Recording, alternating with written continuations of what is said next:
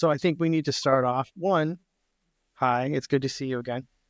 It's been a week. Oh yeah, I had actually 2 hours ago before I got so derailed. I had decided on like an opener. I wanted to say, "Hey, buddy, it's good to see you. Hey, man. How are you? Good to see you. Good to hear your voice." It's good to see your face. Yeah. What are we going to talk about today? That's the opener. That's it. That's how it goes.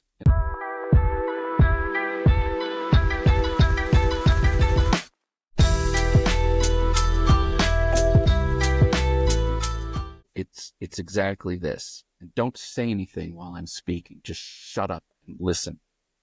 Hey, buddy, good to see you. Good to hear your voice. What are we going to talk about today?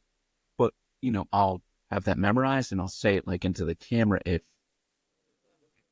and that'll be how we start the show every time. Yeah, and it's really believable. I think everybody's going to really dig that. I feel like you're being sarcastic, but I think that it could actually be believable. Like if I was just like, here, let me just do it a little differently. Like, let me put the phone. Okay, nobody can see this phone here, so I'll be a little bit closer to talking to you. I'll just be like, okay, I'm going to try again. Like, take two, right? Like, hey, buddy, good to see you. Good to hear your voice. What are we going to talk about? I haven't spoken. You haven't heard me. Okay, so then but after I say good to see you, you say, hey, buddy, and then I'll, ready? Hey, take three. Hey, buddy, good to see you. You too. Good to see you. Shut the fuck up. Good to hear your voice. What are we going to talk about today? And that's it. And that's a winning formula. So I agree. And so, okay, we need to address the elephant in the room. We've had, I don't know, 2 things out there. We've had, I don't know how many views. I don't know, 30 views, 40 views. Like, it's starting to roll in now, right? I mean, by the time somebody watches this, it could be thousands. 50, right? So over 1,000, yeah. But we're starting to get a little feedback, is my point, right? A little feedback, external feedback from people. Clearly, the audio issue is the number one issue. We are not unaware of said issue. We are trying to address it. And look, I got headphones on. Let's see if we can make some small baby steps. Don't act like I didn't try to put headphones on. It just made no difference.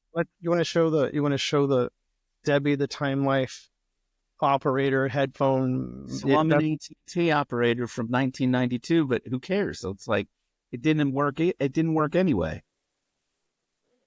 You're going to invest in something new for episode 4. You're like, this was my fault. The whole problem was on your side. Look, solutions. I'm bringing solutions to the cast. It's nice when somebody brings solutions after they present themselves with a whole lot of bumbling problems. But yeah, sure, fine, whatever, great. It does appear to be on my end. Corporate nonsense. This is probably part of why you've been so much more successful in life than me. I wouldn't do that thing where I come to work and I would like gaslight somebody, or I'd be like, it's all true, right? It's like, yeah, there was a problem and I want to talk about solutions, but you do that in the meeting where like the superiors are watching, but the superiors weren't there to see that it was like actually 90% of the problems were on David's side. But then David shows up to the meeting with the superiors and he's like, I'm just here to solve problems. Like, It makes it sound like Josh brought the problems in or that Josh doesn't want to solve the problems. It's a skill. It is a skill. It's a screwed up skill. It's like the disgusting underbelly of like working for corporate America skill. The word gaslighting, right? So every single fucking time I hear this word, I'm always like, oh wait, I used to know this. And I go and I Google it and I'm looking at like dictionary. Oh, I'm looking at shit like gaslighting and what it means. And then I'm like, oh yeah, that's what it means. And then literally 2 weeks goes by and I hear gaslighting again. And I'm like, wait, what? Like that's used in a different context than I thought I remembered or learned it in. Do you want to explain what gaslighting is?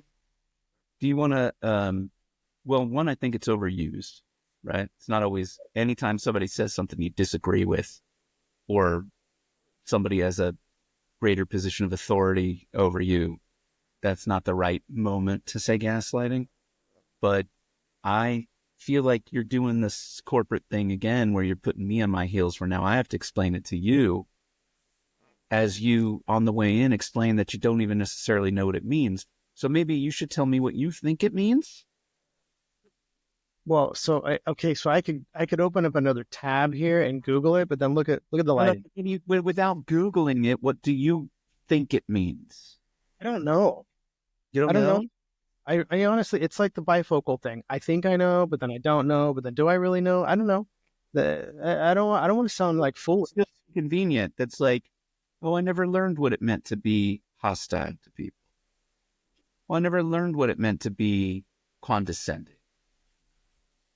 I don't even know what that word means. I don't even see race. I don't see When did that come into the conversation? thing. It's like that same horse shit crap that people are like, well, I never learned to, I don't even know what that means. It's a form of manipulative behavior that attempts to make you question your memories or perception of reality and can even make you think you're going crazy. Do you see why in another week or 10 minutes I won't remember what that means? Not A really. Not really. No. form of manipulative behavior that attempts to make you question your memories. Or just say this. So this is the Mark Cuban thing, where he's like, people who try to sound smart just sound dumb, right? Like instead of saying cohort, right, which people are just using the word cohort to try to make themselves sound smart. Just say group of people. You know what I mean? You don't got to say cohort. That's his thing, and I agree with him. I agree with him because he's very successful, and I want to be very successful like him. And if he thinks cohort is unnecessarily thrown around, right, he won't hire somebody if they use cohort in an interview with him. He's like, "You're out of here. See ya." Like an asshole. I just, obviously, like this, he's successful. That doesn't mean he's not an asshole. Now, and also, I don't know, I don't watch this, but I know Mark Cuban. He was like owner of a sports team, and he's like a business guy, right? I don't, follow these things, but I get it. And he's also not like one of these raging jerks. But I do get this thing in the corporate landscape, which is like, dude, just keep it simple. Stop with the SAT words. At the same time, I also work in a realm that is informed by pretty hardcore scientific research and academia. And there is a gap, right? They need each other, but they don't seem to like each other. It's the same thing as like the suits running the manufacturing job, like the assembly line, the guys that are up in the like observatory office up top where you go up the stairs, and then the people working the line on the assembly line. And it's there's the suits versus the laborers. Right? They don't like each other. They need each other. But this idea that like we can't learn words, that vocabulary is offending this like upper ruling corporate class, because in their minds they're like, dude, $1 billion deals have been written down on the back of a napkin. Doesn't need to be complicated. Keep it simple. You don't need fancy words. But at the same time, there's also words that mean certain things. Why not use them when they're appropriate? This is clearly gone into some like I hate my job and hate my boss realm. So you're not a particular boss, but it is a realm, yeah. So but bifurcate seems to be the latest word that everybody seems to be buying into. Or like colloquialisms. Colloquialism. Bifurcate, you know what I mean? It's like a divide, you know what I mean? Or like it's split into two. Like, well, why are we saying bifurcate? You know, because divide, things periodically can take on meanings that you don't necessarily want. Like divide can almost suggest I'm going a completely different direction, and I'm not aligned. I want to divide and conquer. But bifurcate just means we're actually splitting in two different parallel, two different directions. They're both related. They're not at odds. They're just going different directions. Like there are certain words. Why are there so many words in any language, but in the English language? if they ought not have subtle differences in meaning. But I don't think Mark Cuban doesn't understand or know the word cohort. He just thinks, like, you're trying to sound smarter than you are. You're an asshole. You're up. Purity to say you're trying to sound smarter. It's true. Every however long, people will be like, oh, here's how you write a resume. You have to use these buzzwords, right? And from that standpoint, it's total horseshit, because it's like, oh, we've all decided. Like, I was in meetings for a while, and it was like, all of a sudden, it's like everybody went to the same like seminar somewhere. And all of a sudden they were like, let's ring fence that. We need to ring fence. No, that's a first. It's just like, drop it, put it. It's like, it's the new equivalent for, let's put that in the parking lot, right? Let's set it aside for now. We don't want to disregard it like it's not important, but we want to put it in the parking lot. Let's put it in parking lot A. No, that's a parking lot B thing, right? Then it'd be like, okay, what you're saying, I don't want to crap on you overtly by saying it doesn't matter. Let's ring fence that. It means drop a little fence around it, cordon it off, and set it aside for a while the adults work on the important stuff. But then somebody for a while thought bifurcate was good. Now, Point. But in a little while, somebody would be like, bifurcate's not okay anymore. But bifurcate might be the right word. If you were like reading scientific literature, it would be used in the right sense.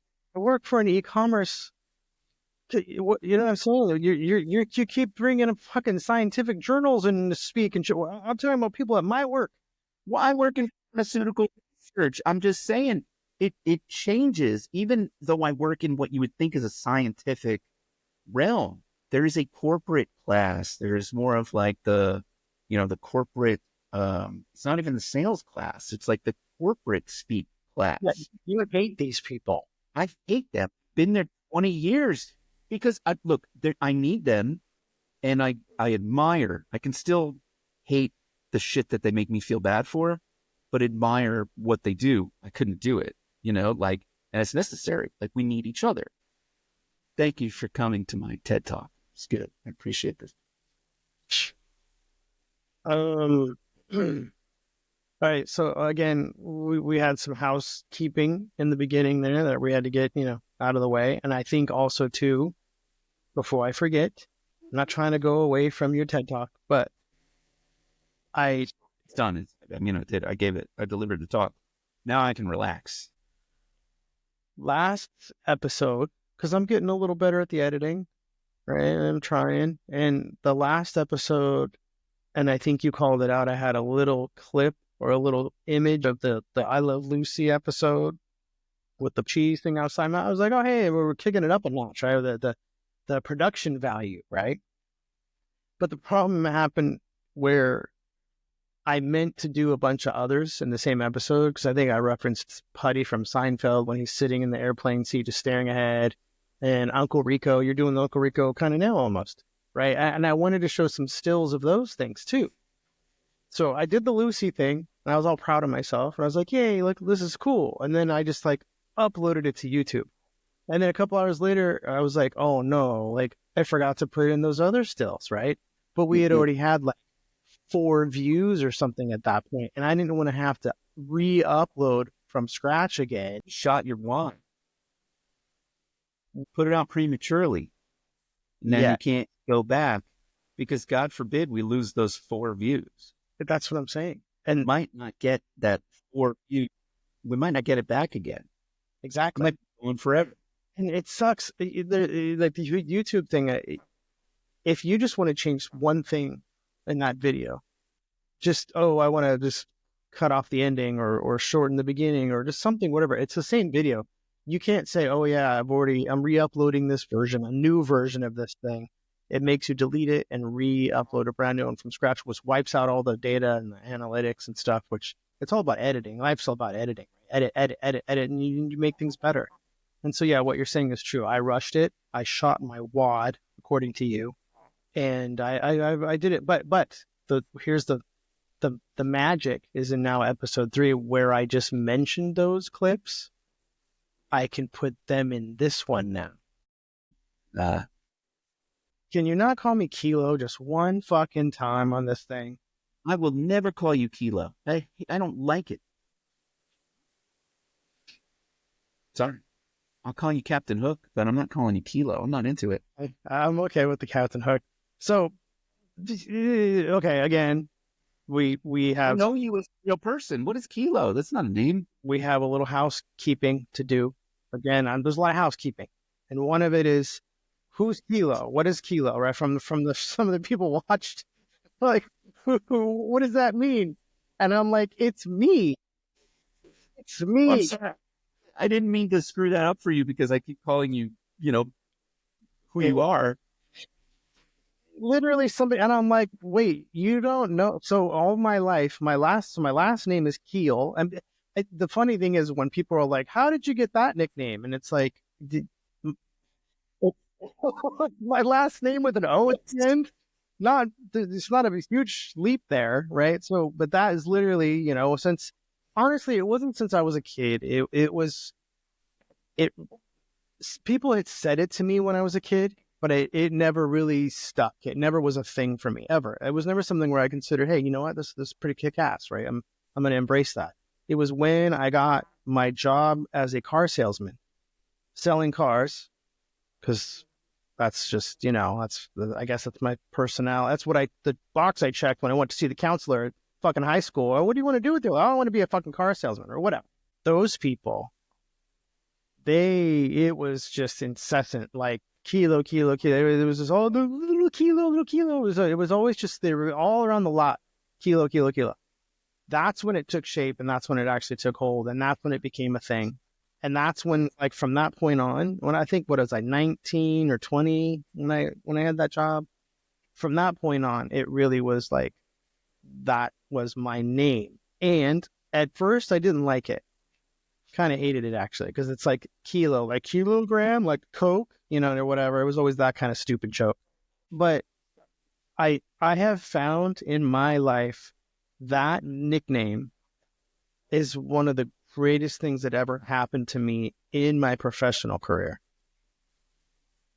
Because one, how many guys, white guys especially, not that there's anything, not to be sound racist or whatever, but there's a lot of kilo G's or kilo. They're not like white guys like me, right?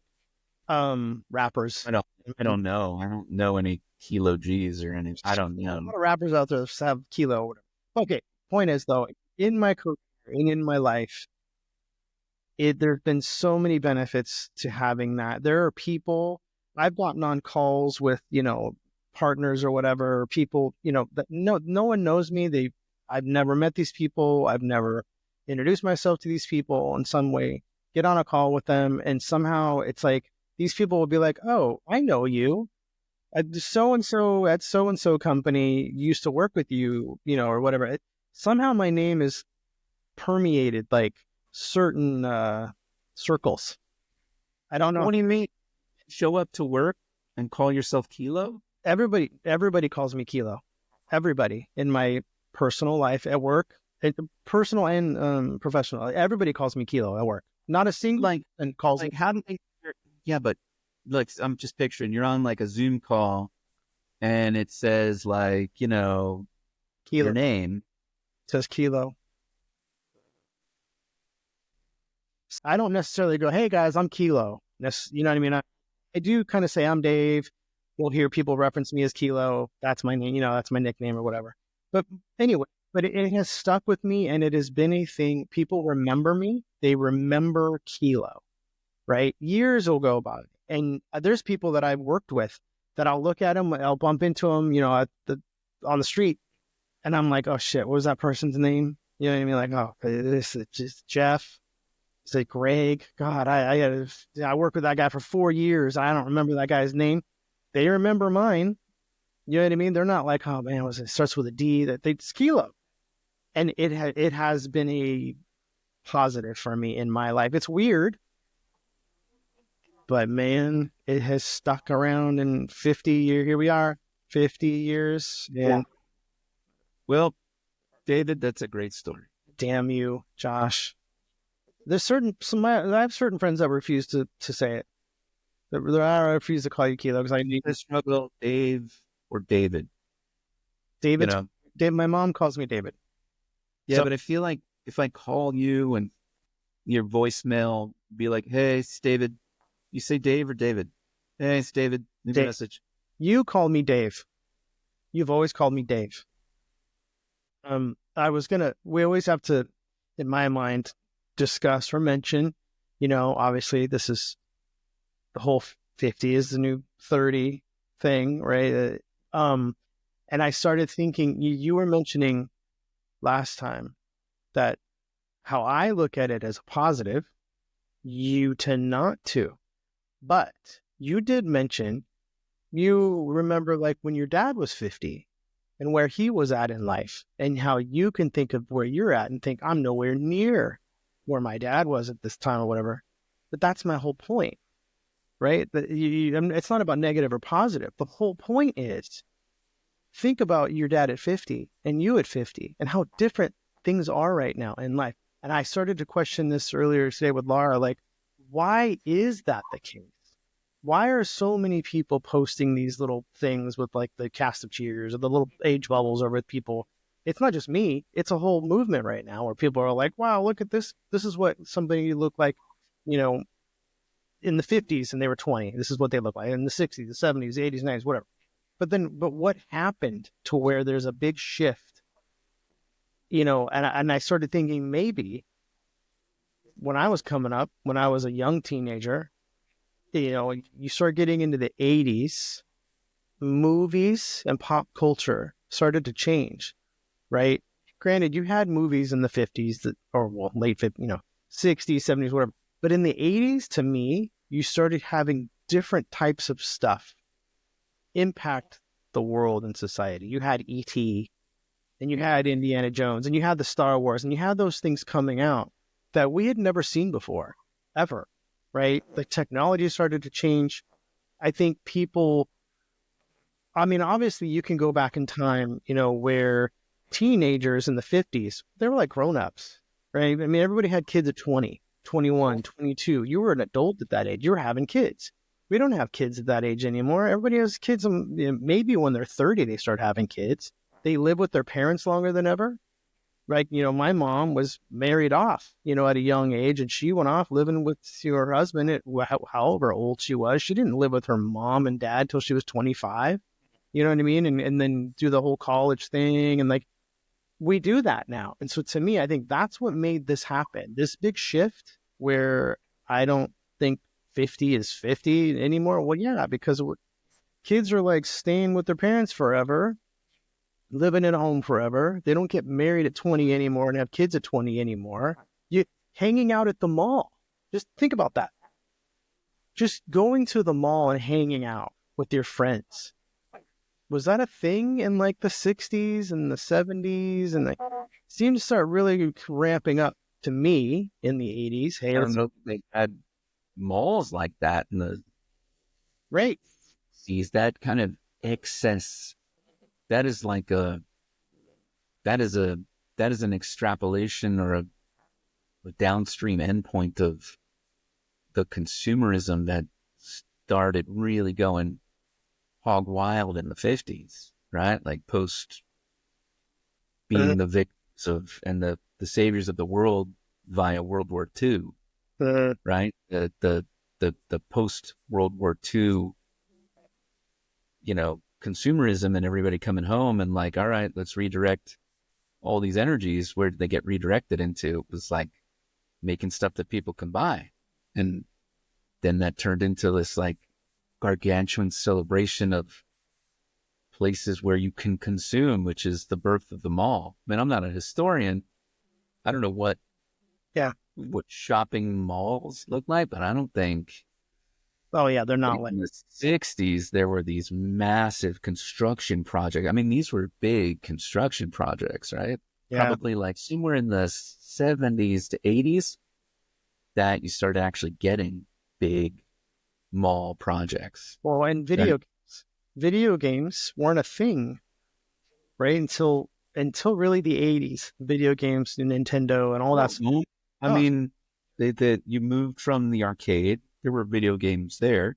Yeah. But before it came home, yeah, I mean, totally different. 70s video games, the pinball machines and all that arcade games in the actual like arcade was a thing.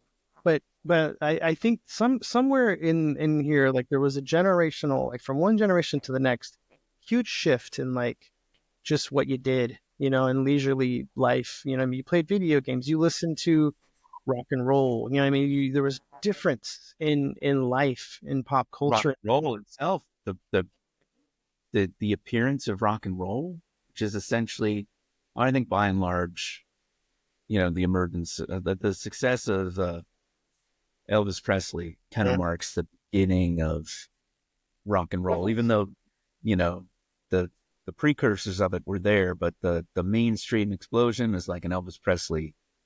And then, like the genie was out of the bottle at that point. And That's that changed people's viewpoint. And then you eventually, you get to the Beatles, right? And it's yeah. just like the like people are out of their minds, about what? We've all seen the footage of the girls, the teenagers screaming because the Beatles are playing, right? They're freaking screaming and losing their minds. Do you think that kind of kicked off like you want to be more youthful for a longer period of time? You want to be more carefree for a longer period of time? Like you want to revel in that kind of, you know what I mean? It wasn't like, okay, let's be, you I don't I don't think at the moment that anybody was thinking that. no, But those people it was such an impression, and then it becomes nostalgia, and people are then thinking, oh, being a kid was such a wonderful time. We need to preserve childhood. Oh, like when people used to go to college, they parents or even the people going to college weren't thinking that's the best time of your life. You gotta just, you gotta enjoy that because it's time to be a little crazy and also figure out what you're doing with your life. But it wasn't about it. It was like, you go to college to get an education, right? Duh. Like then as people got more nostalgic about it, they were thinking, oh, that was the greatest time of my life. I want to do that. That was wonderful. People keep casting this kind of rose tinted shadow backwards about what was so great about life. And then with their own kids, grandkids, they're like, I want this for you. I mm-hmm. want you to experience this because I didn't appreciate it when I was there. And it took me 30 years to realize how wonderful that time was. And I think we have dramatically extended childhood, even to this day. Now, you see this in many fronts. Like, how long can you list somebody on your insurance as a dependent? That is now extended out, like child, that is now extended out to the age of 27, I think, that Oh, you could still see your own child as a dependent because maybe they're in college, graduate program, right? They're medical school, they're whatever, like, but that wasn't ever how it was. no. I mean, that's a good point, right? You're living at home till you're 27 or whatever it is. Like, of course, when you're 40 and 50, it's totally different, right? And I think so. Again, it's not just the way I feel or our mentality of things or whatever. It is different, and there's something to how that all works. And before I forget, I'm going to come back to my point, but I'm going to ask you. So, like, is there anything you would be embarrassed to tell the world that you have not done? Is there anything in your that you're ashamed to admit Yeah. or I don't just embarrassed? about it. I mean, I have little things that are embarrassing in the sense of like, you know, I've never seen Gone with the Wind. Okay. It's a big deal. Like, no, but when you think about like, I've never seen their like key pieces of pop culture that I don't participate in or haven't ever seen, right? Like, Mm-hmm. like, but like things that I'd be really like, oh, I'm ashamed. It's a little embarrassing. Right. So that so that's funny that you mentioned this. One, I've never seen Gone with One either. Okay. Maybe we should like watch it and like live podcast our reactions, but we'll just see like the flicker of the screen in the background. Mystery Science 3000 or whatever that show was. So mine, I can't believe I'm going to admit this. on for the whole world to hear and see. I've never listened to a Beatles album Oh, ever. well, I got to tell you, I think I'm probably the same. Like, it was always, and there's lots of cases of this where there was so much Beatles music, it was present. It was Right. on the radio or a friend had it. Do I own a single Beatles album? No. No. And it's crazy, right? As a person who might fancy themselves a musician or has like been in a lot Right. of bands and stuff, that is a little bit embarrassing. Or I'll show up and people will be like, "Oh, let's play this classic song. Everybody knows how to play that." I'm like, "Which one is that now?" Mm-hmm. Be like, like Ticket to Ride. Like, yeah. Yeah, exactly. Like, could I sit down and play the bass line? Like, no. Could I sit down No, and play the drums? No.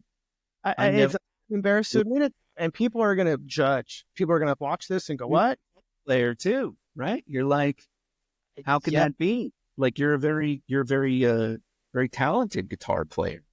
I don't know what it is, and like you're saying, it was so readily available, and there that doesn't mean I don't know Beatles songs. I mean, yeah, there's a million Beatles songs that are like everywhere in your life, all you're growing up or whatever. There was that movie yesterday. It's all about the Beatles songs. And I watched that movie. It was a great movie. Love that movie, right?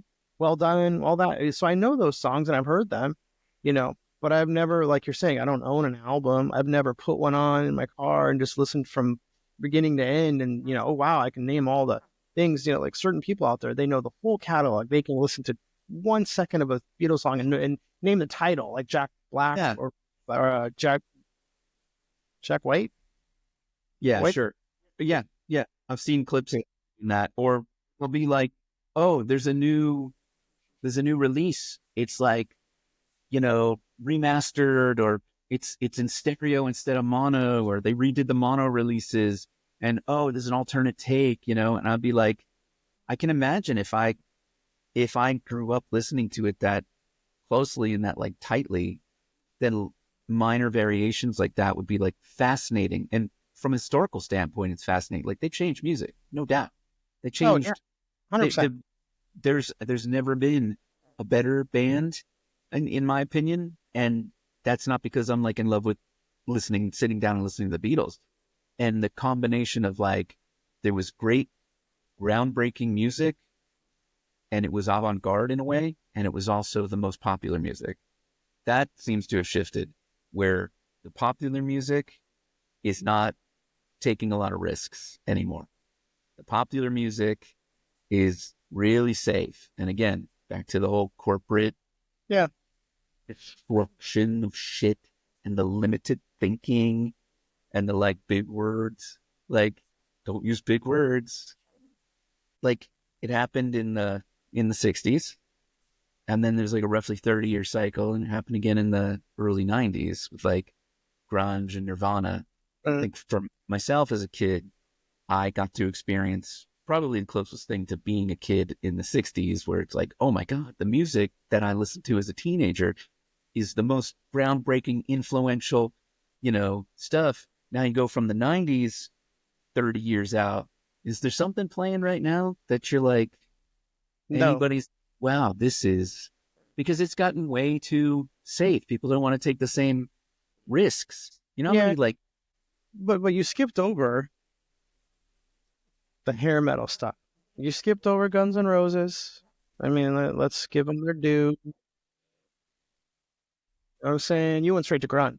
is and like the hair metal stuff, like, yeah, was huge, absolutely huge. No, you skipped Ozzy in the 80s and Scorpions in the 80s and the AC/DCs in the 80s. You skipped. You're right. There's a whole hair metal thing that was just pre-grunge ish, right? Like, and that was huge.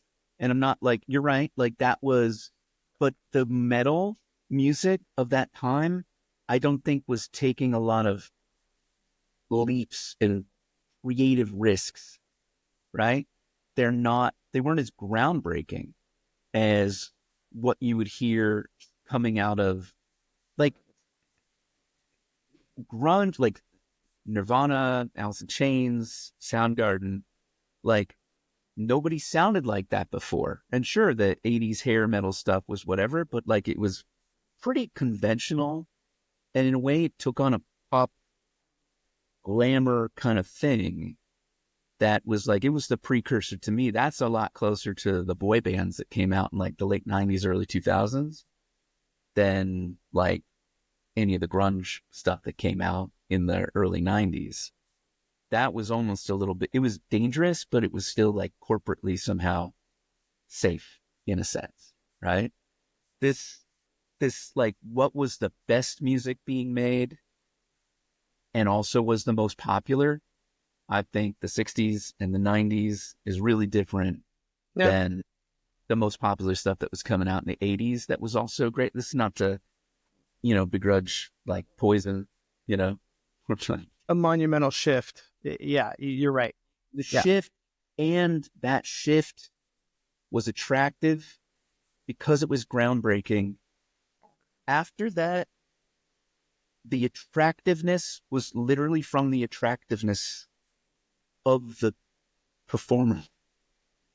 Like we weren't like watching Kurt Cobain and like Lane Staley because they were pretty boys or they looked so great, right? Like they both looked like they were probably not going to live too long. They didn't look so great. It wasn't like, and that's not, I don't make a joke about that.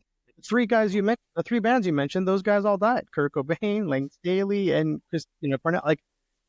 But when I listen to a Beatles album, I've had a couple times where like a friend will be like, let's just try to listen to this. And I'm like, it's too good. It's upsetting to me how good it is. Like, because I'm like, music will never be that good again, or that revolutionary, that groundbreaking, and that creative. And I hear it and I'm like, it's like emotionally overwhelming. I wouldn't sit down and do that. Like I would never sit down and watch Breaking Bad again. It's too fucking much. Like I got through it the first time. I don't want to put myself through that again. It was too stressful. So every time we move into a different house or apartment or wherever, we watch it all over again. Oh my God, it's too much. I barely got through it because the tension, but I'm different. Like I process stress differently to where like, it's part of why I probably don't love going to sporting events. It's too stressful for me. I'm like, it's not like I'm super invested, but I feel the collective tension and things that are like, I don't know. So like Laura, she's, I mean, you know what? We're going to have a special guest appearance at some point from people. And maybe she'll show up. Maybe we'll have 3 boxes. Or it's your wife, just so people know. Yes. I put a picture of her, whatever. So she grew up watching stuff that, most kids never, ever. She watched Lucy, I Love Lucy over and over and over as like a 6-year-old, 7-year-old, 8-year-old, whatever. Most kids don't watch black and white I Love Lucy episodes, right? She watched my daughter today. The Golden Girls. She's watching that as like a little girl. And I'm like, my favorite show of all time, The Golden Girls. Maybe that's something I should be embarrassed to admit. Maybe back to your question earlier, like, is that a thing? Like, that's a great one. That's a great one. I love that show. I would watch it. I have some special memories watching it with my grandma, but it's not because my grandma was like, let's watch The Golden Girls because it's a bunch of grandmas like me. No, I already liked The Golden Girls. It was years later that I went and lived at her house while I was in a touring band that made no money and I needed a place to live, that I would watch The Golden Girls with her. We would just laugh and laugh and laugh. But I already loved The Golden Girls. I watched it when it was on in 86? Like whatever that was. I watched the original run. I love The Golden Girls from the get-go. I still watch it today. I love The Golden Girls. I'm not afraid to admit that. Okay. I mean, I think I should be embarrassed because a lot of people would be like, what? But like, I don't. I'm a very proud Golden Girls fan. Like, it's my favorite show of all time. Wow. That's a powerful thing. I mean, we really kind of, on accident, hit this right on the head here. This is great. I've seen a few episodes here and there. I know Blanche. That's the only one I know. And Devereaux was my wife, Heather, told me this after the fact. Did I share this with you already? I think I sent it to you. Mm, that, did I not? 50 is the new 30, right? When when she saw the first, episode 1, and she was like, 50 is the new 30, she is the name. She was like, Blanche Devereaux on the Golden Girls, like her character was 53, right? That just started. 53. right. You could be dating Blanche right now. Do you You see? weren't married to Laura. I mean, Laura, no, that's legit. She might be okay with. Age-wise, though, It's my point. yeah, do you look like Blanche Devereaux age-wise? Like, I don't think so. You're proving my point. You know what? In the description, it says we both share an opinion that 50 is the new 30. And you're like, well, wait a minute. Wait a minute. I have in my notes today to bring that up, that in that description, it says, and you wrote that without my express permission or buy-in, that we both have shared belief that 50 is the new 30. And like, again, I think it's okay that we don't, but So you would be dating Blanche in 6 years?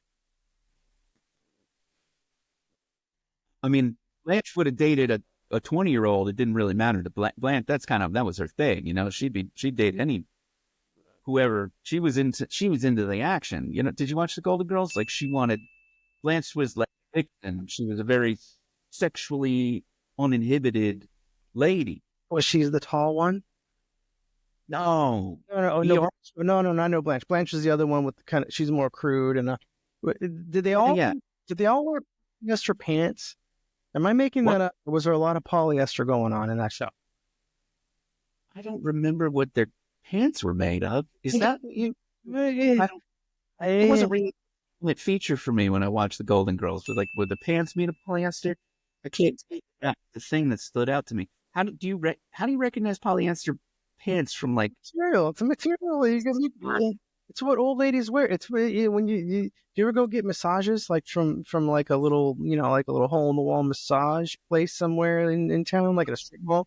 No. And usually you get like a 65-year-old little. I don't know if this is crude or if I can say Asian lady, whatever. Right there's I'm not being prejudiced or racist or whatever, but they all tend to somehow massage parlors. That's not an uncommon thing. But I don't like. I'm sorry, stepping on your story. You can tell it, but don't touch me. Like, I don't like to be touched. Wow. Like, I don't. We're coming. I just want to finish on. They all have polyester pants and somehow like Hawaiian shirts. Somehow, or these floral shirts. Sorry, floral shirt, polyester pants. I don't know why they always have. I don't know. The masseuse or the Golden Girls? Yeah, no, the masseuse. Anyway, so that's for another time. Okay. But you don't like being touched. You've opened this can of worms. We got to explain. Yeah. Can you go to the bathroom first? How do you damn mind? You don't like massages? I'm not talking about from some 6'2", 230-pound masculine man. I'm talking about a little fragile with strong hands, but petite woman. Just you got your aching back. It's like a lady or a Mr. Brunhilde, whatever. It doesn't matter. Like, I don't want to, Mr. Brunhilde. Does it conjure something up? It does from Django, but okay. But finish.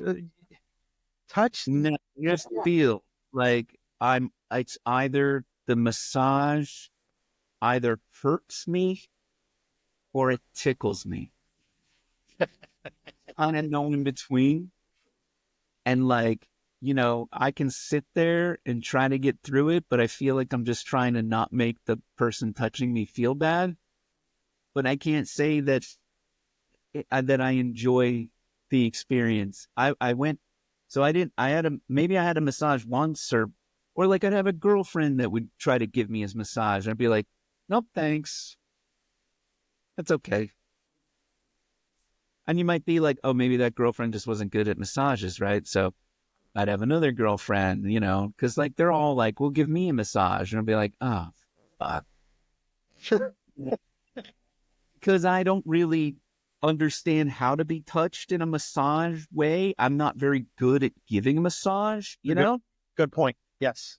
The girl, they should always like want a massage and be like, with the thumbs, like, what do I do? I don't know. Do I like it's You know what? It's funny because that's that whole like women know what women want, and so they can maybe do things to each other and kind of. or men know what men want. But yeah, so that's the thing, right? You would then say, well, don't men know what men want? I don't want anything to do with that.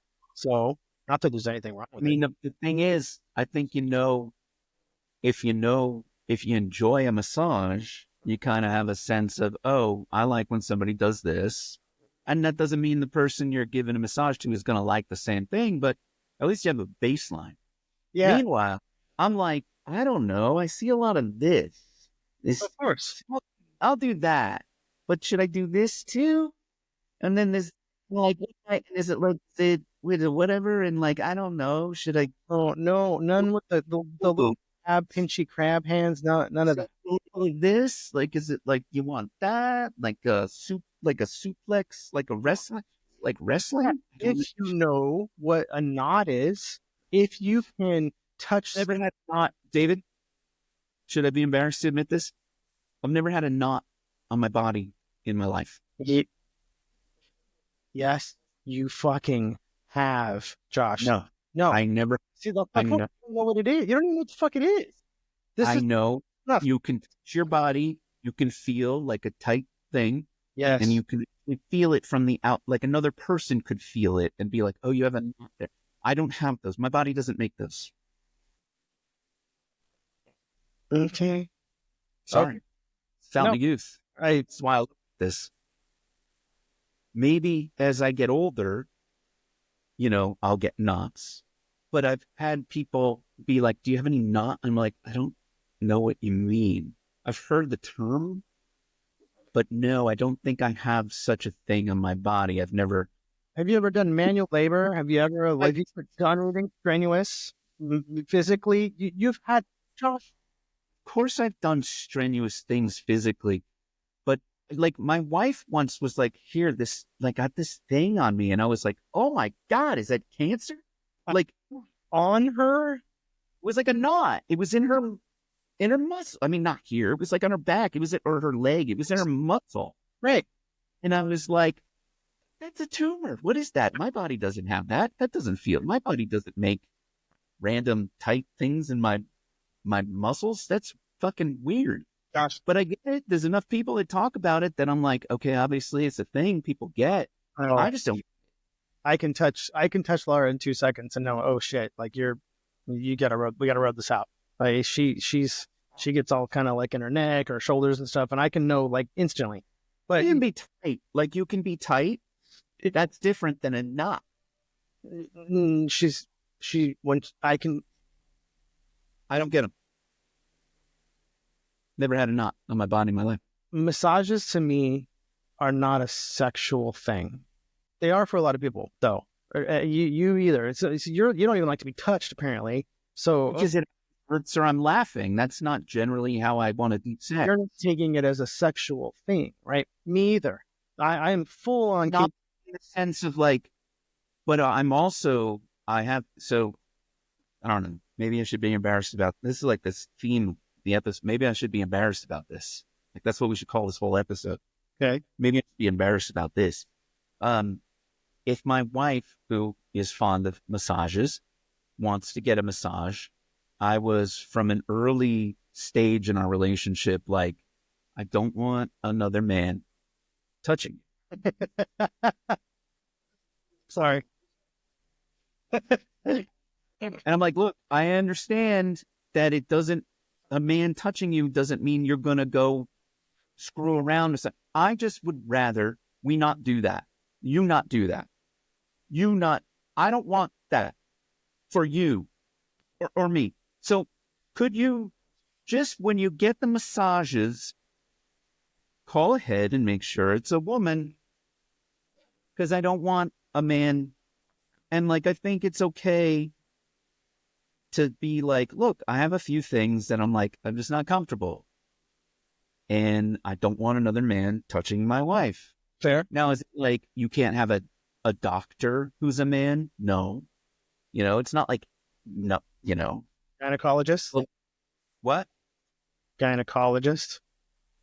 I mean, I think if she was comfortable with a male gynecologist, I wouldn't be worried about that because I don't think that is a sexual experience for most women. Like, women, no, I've been through it, but massages can be about the fantasy of having another person's hands on you in like an exotic, Of course. Way. And I'm like, I just would rather we not have that be a man. Like, can you just make it be a woman? And I know, like, she wasn't in love with this, because she's like, well, I like people that have stronger hands. And I'm like, I know, but like, there's plenty of women with strong hands. Can you just not find a strong-handed woman to touch you in the massage departments? Like, not a man. I don't want the man all over you with the stuff, and you're naked, and like, that's enough. Thanks. So most women that I know do not want a man massaging them. They prefer a woman because they think it could get sexual, or they don't like the feeling of another man, touching them all over or touching their body or whatever it is. Now I'm wondering why my wife. Why did my wife want a man to? Why was it a big deal? Because it was kind of a big deal, because she was like, I don't want to have to do, like, I just go and they give me whoever they give me, It's not like she had a go-to masseuse on speed dial. It'd be more like I go to a place and they have people give massage. Might be a man, might be a woman. And I'd be like, just ask for a woman, line up the woman. And then like somebody took her somewhere to get a massage. Like it was like, let's go to a spa together. Like she went with a friend or something. And I was like, okay, so can I assume that, you said, hi, I have this thing where I just want a female person. She was like, no, I didn't do that. I'm like, would you think the rule wouldn't apply just because your friend took you? It's a spa. One, two, what if she just said, you know what? I was a woman. What if she lied to you? Would you even know? No, I wouldn't know. Okay. I wouldn't know. And like, that's a curse of like, when sometimes like I would appreciate her honesty and then I might also be bothered. Right. But I think, she would be honest, at least back in those days, she would have been honest with me. Maybe she's since learned that it's just easier to say like, of course it was a lady. But I mean, I think my wife is a trustworthy person. Yeah. But we got a couples massage. I don't know what occasion it was. It was my birthday. Yeah. She got us like she did a whole thing for me. Right. But one of the things was like a spa day, right? She wanted me to kind of like detach from work and put my phone in the locker and, be away from it for hours. And let's just go sit in our robes and slippers and just do nothing at the spa for hours. Great. Fuck yeah. Right. Where do I sign up? Let's do this. It was a great surprise, by the way. And we had massages, we had facials, right?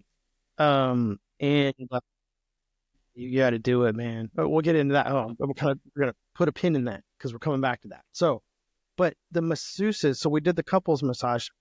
I've done the couples massage a couple times now.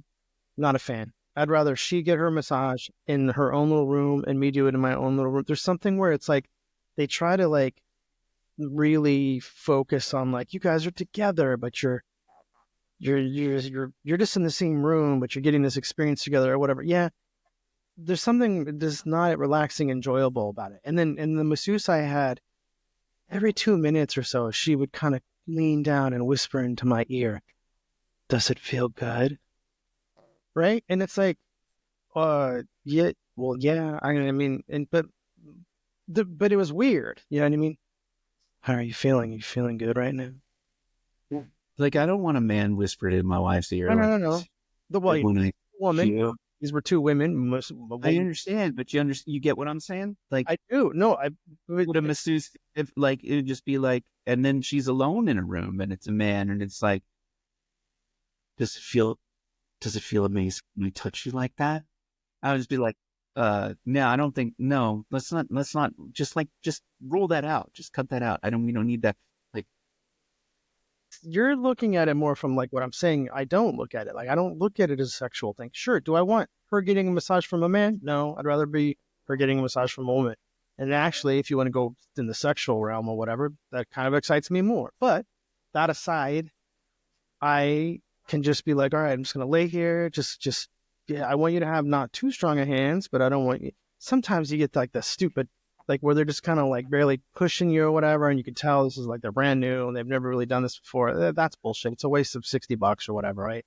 But oh, and then they have those things too, or you see them in airports where people you can do like the little like you put your face in that thing, right? And then they massage your back or whatever. But there's like people, a million people walking around, and you're like, uh, episode 2. This is the thing at the airport. I'm not doing it. I don't know who's doing it. It's time. No, No, I'm not doing that. But so the facial thing. Let's go back because we put a pin in this, and I'm pulling the pin out. There had a facial like your traditional facial where like they put whatever on it and then dries. No, like what is a traditional facial? I don't even actually know what a facial is. Well, they'll like, do. It's like exfoliating and stuff, right? So they'll have different. There's different. Like pumice on your face or something. No, there's different steps to it, right? Where they can kind of maybe they're putting some certain extract on there, and that'll dry, and then it peels, and whatever, and it's supposed to get a lot of dead skin cells off or blackheads or whatever. But there's different things, and they'll spray something, and it kind of mists over your face, and there's all these different things. But I made the mistake because I didn't know where we were going. She was like, "Oh yeah, it's a surprise or whatever." Okay, great. You're surprising me for my birthday. We go to the spa. Okay, do you see what's on my face right now? Do you see this? Do you see facial hair? Okay, you got it. Ding, you win. So she didn't think to tell me, oh, well, you might want to shave your face. They put this shit on your face, right? Oh, like they waxed your face? It's not it's just kind of a thing, but it over time it starts to harden and harden and harden. And what they do to take it off, they start to like press it and it cracks. It starts to crack and break and stuff, and then they can kind of peel it off. No, not when you have this rooting it down. And she was peeling it off for me, and I swear she was ripping the hairs out of my face, and it was the most pain I've been in a long time. I love you, honey. You know what I mean? She's right there next to me getting the same thing done, and I'm like, like she's ripping shit out, and the lady's like, oh, sorry. Yep. Okay, like just yeah, it was brutal. But like you ever send, like you ever have your partner like go get waxed? Yeah. I didn't have her go get it. She's done it on her own. Man. She maintains things like I do, Joshua, in the shower. But waxing is a different type of maintenance. I just mean, like, imagine that's what they're doing. Your little thing with this, like, they're doing that. I mean, like, that's happening. I'm just saying, like, women are way stronger than men. Like, it's a higher ridiculous for sure. It's different. I mean, it's more than just that. So that's your typical like classical kind of like they're exfoliating and they're basically washing your face. Kind of it's like a big face wash. Don't touch me. I don't want them. Hey, episode 2, I'm talking about my OCD and all this shit, and you act like, oh, what's it gonna do to you, and what's it gonna be this, and how is that gonna hurt you? And you don't even want to be touched. But hold on, there's something. It's not afraid I'm gonna get a disease or it's dirty. I just physically don't appreciate the sensation. That's a different thing than OCD. That's like. So there's another thing called a hydrofacial, where it's like this little like device that's like it's like a little vacuum. It's like a little sucking machine, kind of the reverse of a water pick. Instead of well, no, actually it's like a water pick, but it also has like a little vacuum on it too, right? So it's like like injecting you. It's shooting you with a stream of water, but sucking it back up at the same time. And they do this thing all over your face. Yes, it doesn't feel it's not soothing at all, right? It's pretty rough. But man, when your skin's all plumped up because it's got It's like it's basically injected with water at that point. It's glowing. You have 0 blackheads on your face. It is. Whenever I've done it a handful of times now. I never in my life. I'm not the guy that gets like pedicures and not pedicures. Like some guys get their toes done. So I've never done that. Not just, but I'm not judging. I'm not saying I never will, but I've never really been that. She made me get the hydrofacial, and I was like, all right, honey, like whatever you want. But then after, I was like, holy shit, my face never looked this good ever in my life. I've never looked this good, so I did it again, and I'm hooked. I'm not cheap though, but I'm hooked on these fucking hydrofacials. Tell you that. Don't touch me. Don't touch me. I like a hug. I love a hug. I'm a good hugger. I love hugs. I get good positive feedback about, what a great hugger I am. Really? Yeah, that people will be like, you're a really good hugger. Be like, oh, thanks. I didn't totally recognize that was like a thing. Like, yeah. I didn't know. It's a thing for fat people. When someone's big and fat and they give hugs, people are like, oh, he's a great hugger. Yeah, because he's big and fat. No, I think it's the way that I like caress or like fall into a person's shape and make them feel welcome and warm. Think you're fat and you just don't know. Well, no, I do know that, but when I was clearly not fat, when I was like 17, 18, 19, I was like rail thin. Okay. Do you want to ask me something funny? Should we tell each other a joke? Yeah. What's your favorite knock-knock joke? I don't know if I have one. You know what? I used to know so many jokes growing up. I used to read joke books, right? As a kid, teenager, whatever. I used to tell people jokes all the time. And I was like, I remembered them, and I would manipulate them and alter them to be my own, versions. Like I would add a little, sprinkle something else on it or whatever. Yeah. I forgot all that shit. I know one joke, if I think about it. One joke. It's not a joke. It's a joke that was made up by, Vic. You remember Vic? Mm-hmm. Vic Joel, my old friend Joel. We all worked, and Vic and Joel made a joke one day. They tell me the joke. They're like, "Hey, listen to the show. We completely made this up from scratch." And what do you think? They tell me the joke, and I'm like, "Holy shit, that's a fucking brilliant joke, right? It was great." And I've never forgotten it, and I'm not I am ashamed to admit, I guess, that I've kind of used it as my own in several occasions where I've told somebody a joke and said, "That's mine," but it's not. It's Vic and Joel's. Do you want to hear it? And it's timely right now. It's a good time. It goes with the season. Of course it. Okay. Snowman walks into a bar and he says, "Hey, bartender, I want a frosty cold beverage." Bartender says, "Oh, I'm sorry, pal, but we're fresh out of ice." Snowman says, "That's okay. I'll dip my balls in it."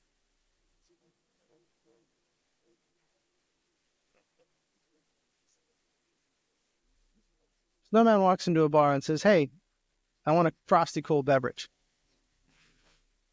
Bartender says, "I'm sorry, pal, but we're fresh out of ice." Snowman says, "That's okay. I'll dip my balls in it." I feel like that joke would make more sense if it was like, "Hey, we're fresh out of snow." No, he asked for a frosty cold beverage. Frosty cold beverage. But where's the balls? What's the ball? Like snowballs. I think snowballs. Snowman, and he's talking about his balls.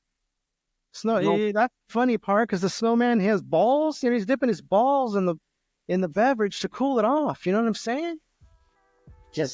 I don't think I totally get this one. No, yes you do. Come on. Tell me a joke. Do you want to hear a dad joke? Yes. Okay. What do you call a fake noodle? I don't know what. An impasta. Oh my God. Josh? I promise you there's more people laughing at that one than snowballs. Oh, I don't know, man. I'm going to dip my balls in it. This has been another week of 50s New 30 starring Josh and Keelo. All right, man. All right. Good talking to you. See you. Love Have a you. good one. Bye. Love you too. Bye.